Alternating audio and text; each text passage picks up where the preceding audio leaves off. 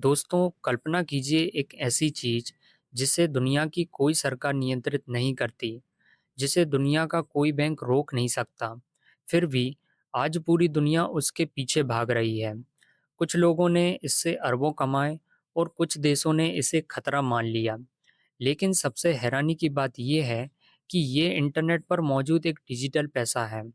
हम बात कर रहे हैं क्रिप्टो करेंसी के बारे में, और इसी दुनिया का सबसे बड़ा नाम है बिटकॉइन। इस वीडियो में हम जानेंगे कि क्रिप्टो करेंसी क्या है, साथ ही जानेंगे बिटकॉइन माइनिंग और ब्लॉकचेन के बारे में। लेकिन इससे पहले हमें जानना होगा कि दुनिया इतनी एडवांस मुद्रा तक कैसे पहुंची। पुराने समय में लोग लेन देन के लिए वस्तुओं का विनिमय करते थे, जिसे बार्टिंग सिस्टम कहा जाता था। मतलब अगर किसी को किसी से 1 लीटर दूध चाहिए तो उसे बदले में कोई वस्तु जैसे कि अनाज या दूसरी चीज़ देनी पड़ती थी।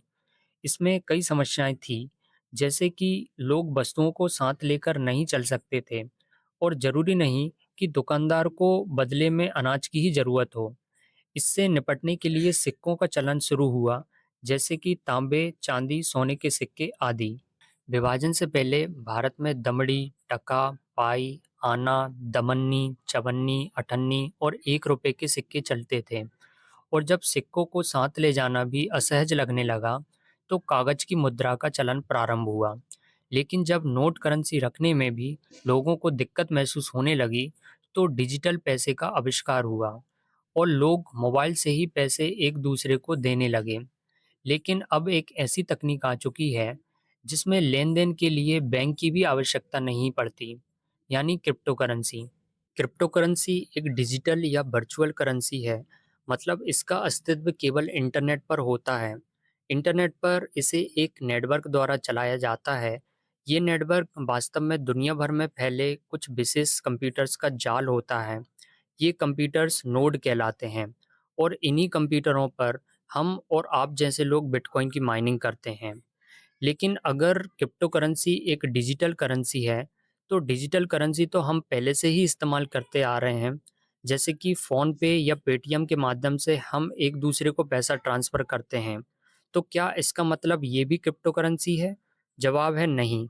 क्रिप्टो करेंसी और सामान्य डिजिटल करेंसी में काफ़ी अंतर होता है।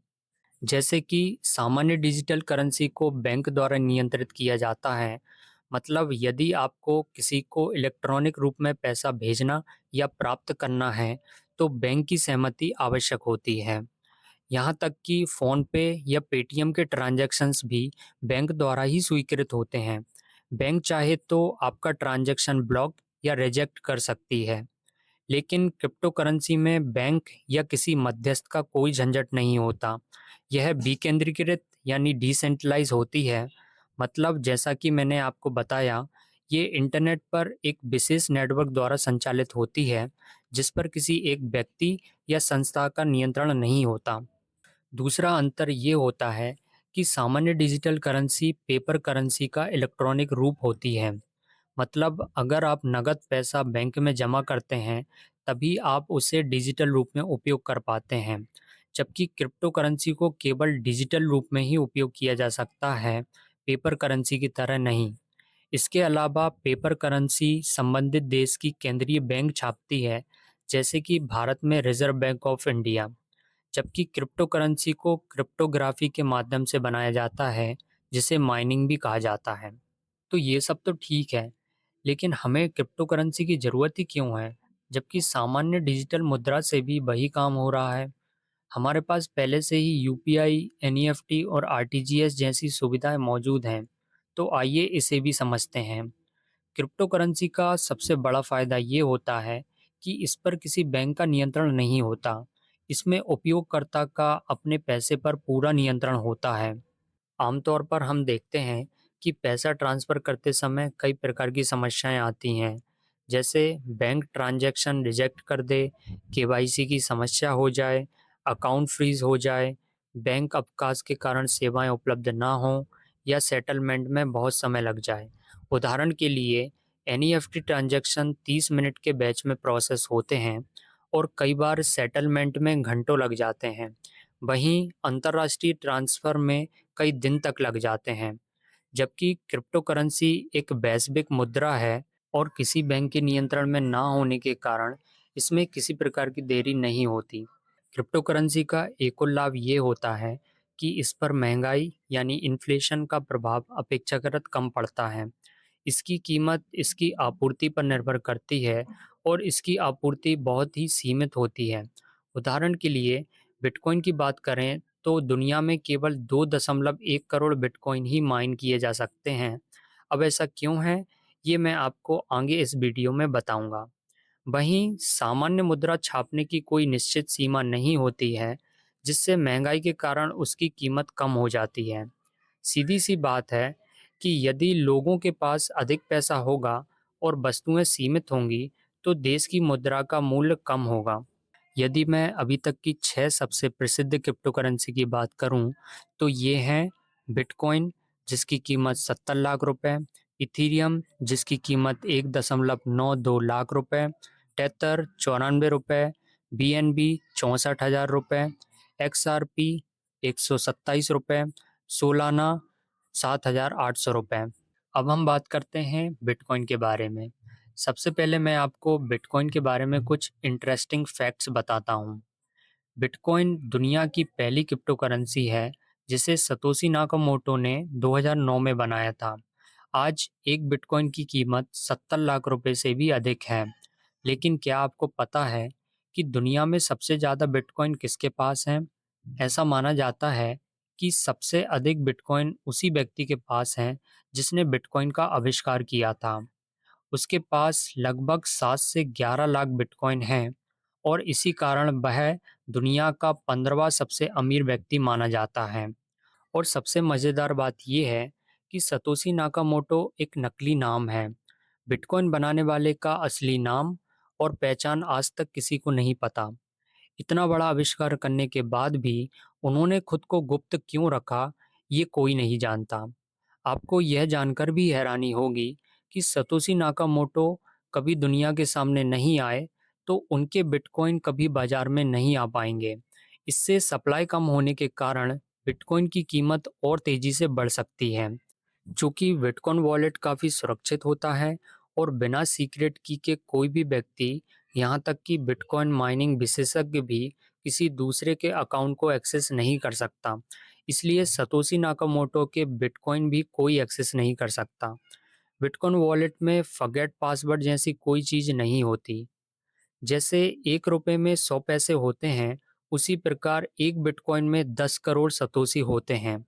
जब बिटकॉइन पहली बार बाजार में आया था, तब एक बिटकॉइन की कीमत लगभग 14 पैसे थी। बिटकॉइन माइन करने के लिए एक विशेष हार्डवेयर का उपयोग किया जाता है, जिसे एसिक यानी एप्लीकेशन स्पेसिफिक इंटीग्रेटेड सर्किट कहा जाता है। इसकी कीमत 1 से 3 लाख रुपए तक हो सकती है। एसिक के बिना एक बिटकॉइन माइन करने में किसी व्यक्ति को 10 से 15 साल तक लग सकते हैं।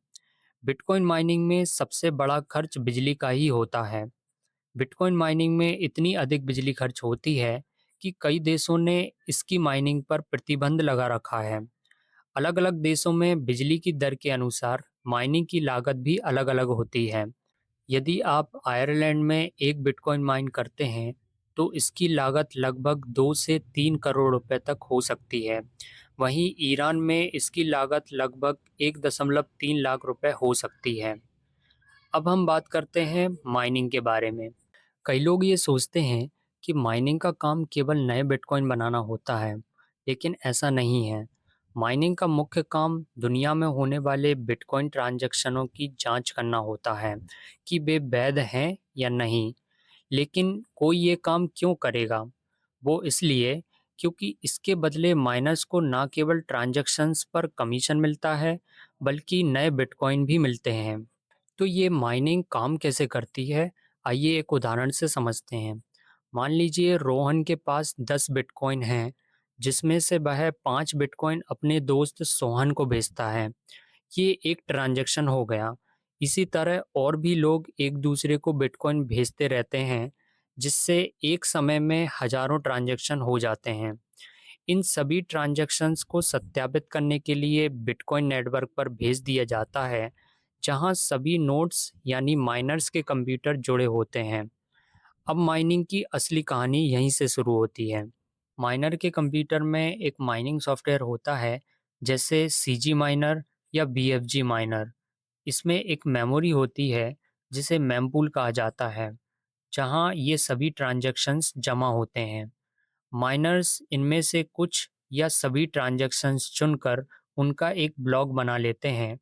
चूंकि एक ब्लॉक में सीमित संख्या में ही ट्रांजैक्शंस रखे जा सकते हैं, इसलिए माइनर्स अक्सर बड़े ट्रांजैक्शंस चुनते हैं ताकि उन्हें अधिक कमीशन मिल सके।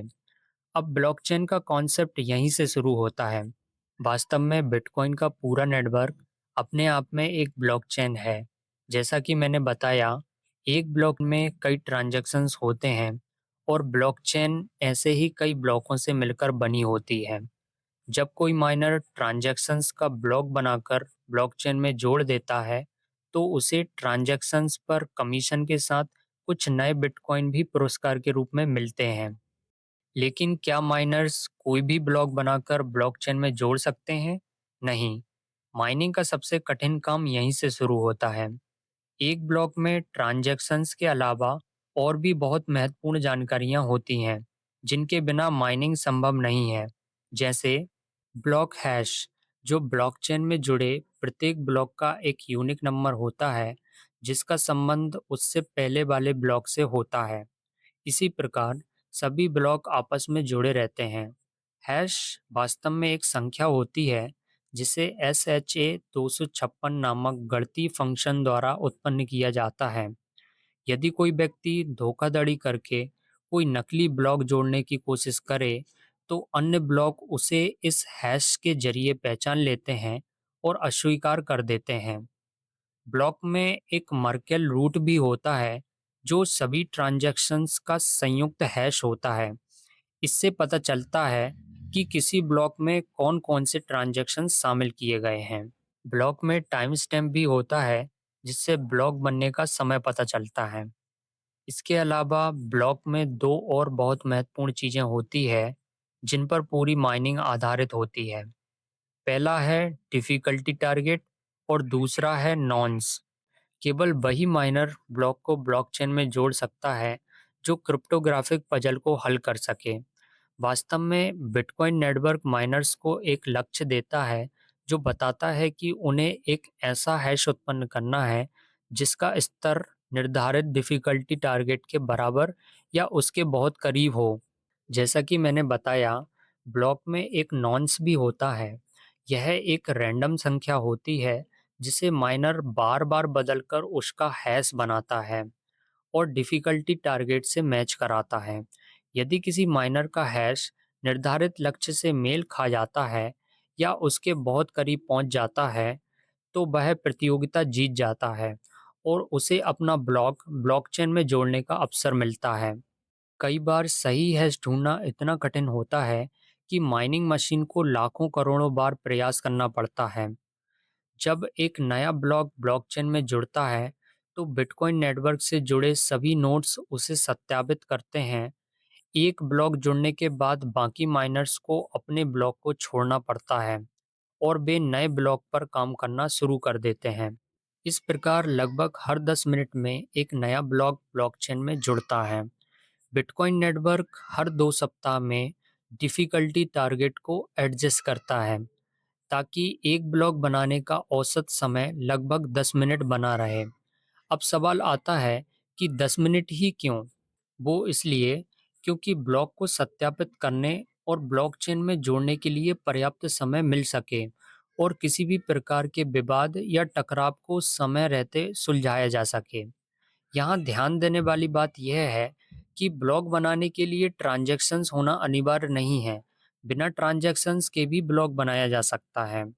आज यानी 2026 में एक ब्लॉक बनाने पर 3.125 बिटकॉइन मिलते हैं, लेकिन हर 4 वर्षों में ये पुरस्कार आधा हो जाता है।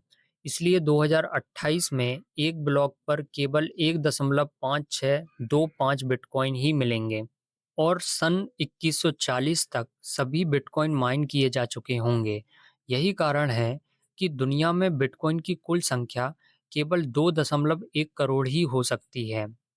इससे एक और सवाल आता है कि 2140 के बाद क्या माइनर्स माइनिंग करना बंद कर देंगे? जवाब है नहीं। कई विशेषज्ञों का मानना है कि वर्ष 2100 तक बिटकॉइन दुनिया में काफ़ी प्रचलित हो जाएगा और ट्रांजैक्शंस की संख्या बहुत अधिक होगी, जिससे माइनर्स को ट्रांजैक्शंस पर कमीशन के रूप में पर्याप्त आय मिलती रहेगी। हालांकि कुछ लोगों का ये मानना है कि ये संभव है कि भविष्य में ट्रांजैक्शंस उतने ना हों। ऐसे में बहुत से माइनर्स माइनिंग करना बंद कर सकते हैं और यदि ऐसा हुआ तो बिटकॉइन नेटवर्क की सुरक्षा खतरे में पड़ सकती है। खैर, ये तो समय ही बताएगा। यदि आपको ये वीडियो अच्छा लगा तो इसे लाइक और शेयर करें और इस चैनल को सब्सक्राइब करें। धन्यवाद।